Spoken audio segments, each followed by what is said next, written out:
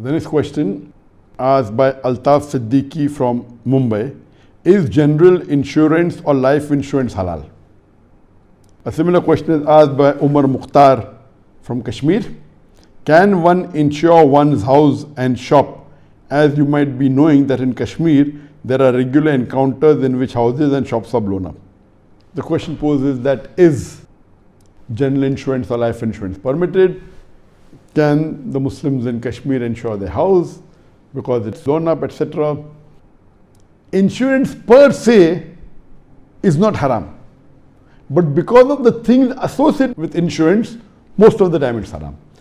The conventional insurance that we have, or the commercial insurance, the reason it's haram is because it has three criteria which are haram. Number one, the reason of ambiguity. Number two, it has an element of gambling. And number three is riba. In a conventional insurance, what happens? It may be a car insurance, it may be health insurance. It may be a car insurance, you may buy insurance of the car, and the full year nothing happens. So the owner of the company of the insurance gets the profit and you don't get, it's ambiguity. Or if an accident takes place, the company pays for the repair of the damage, it may be excessive. So you benefit and the company goes in loss, there's ambiguity. There's an element of gambling also. For example, take a life insurance, nothing happens to you. Or health insurance, take out a health insurance and nothing happens to you for the full year and yet you're paying. So scholars have clubbed these two categories together, ambiguity and gambling. This is one of the major reasons that insurance is haram. And the other reason is, the second or the third reason is that most of these conventional insurance companies, they keep the money in banks or they invest in money instruments which involves interest or riba. So based on these criteria, the conventional insurance is haram. But there is something like an Islamic insurance known as takaful. So if you take takaful, which is Islamic insurance, it is not a commercial insurance, it is more of a corporate insurance. In a conventional insurance or a commercial insurance, the owner of the company gets major of the profit. In a corporate insurance, the people, all of them are shareholders. So takaful reduces the ambiguity, reduces the element of gambling, or removes it completely. These people who are involved in takaful, they all are shareholders. And they give as though they're giving donation. And they give donation and whoever requires it gets the benefit.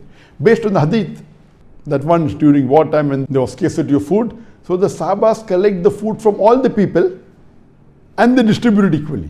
That means all of them give the food and then they collect what it is and they distribute equally. So this is permitted. So in takaful what happens? All of the members are shareholders. So just in case if no accident takes place, no one is sick, what happens? That money goes back to the shareholder. In the conventional insurance, if no one gets sick, who benefit? The owner. The commercial insurance, the one who owns the insurance benefits. Here, it goes back to the shareholder. So the element of ambiguity is reduced, the element of gambling is reduced, and it is more of helping each other based on the verse of the Quran of Surah Maida, chapter number 5, verse number 2, that help one another in bir and taqwa, in righteousness, in piety, and in virtue. So based on this verse of the Quran, the takaful is formed. They see to it that the Islamic Sharia is followed and all the haram is not there. And if the takaful invests, they see to it that they don't invest in a riba-based investment. They invest in a Sharia compliant investment. So the money that comes, they put in a Sharia compliant, which is based on the principles of the Sharia. It does not involve riba, it does not involve interest. So if you take an insurance that is takaful insurance, based on the Islamic principles, it's permitted, but the normal conventional insurance or the commercial insurance, it is haram, it is prohibited, you should not involve, whether it's in Kashmir, whether any part of the world, whether a bomb is going to break your house or not, it is not allowed, you should not do it, unless someone is forcing you. Like in some countries, taking out insurance of the car is compulsory, like in India, and there's no takaful. So what do? You take out a third party insurance, the minimum requirement is a third party, not a comprehensive insurance. So if there's no takaful in countries like India, you can take out a third party insurance, but don't take out a full comprehensive insurance. Full comprehensive insurance will have the element of ambiguity, will have the element of gambling, will have the element of riba. In a third party insurance, you don't benefit at all. If a third party sues you, then the company will pay on your behalf. So you're not benefiting. It's a small amount. So if someone is forcing you to take out an insurance, the company says health insurance, and you have no say of it, then even if it's a conventional insurance, somebody is forcing you, in that case it's permitted, but you voluntarily doing it, if someone is not forcing you, it is haram. However, if someone is forcing you and if takaful is there, take takaful. If it's not there, the last resort, you can take the conventional insurance, but take the lowest category. Voluntary, if you are living in a Muslim country or a country which has the takaful and you want to take, that's permitted.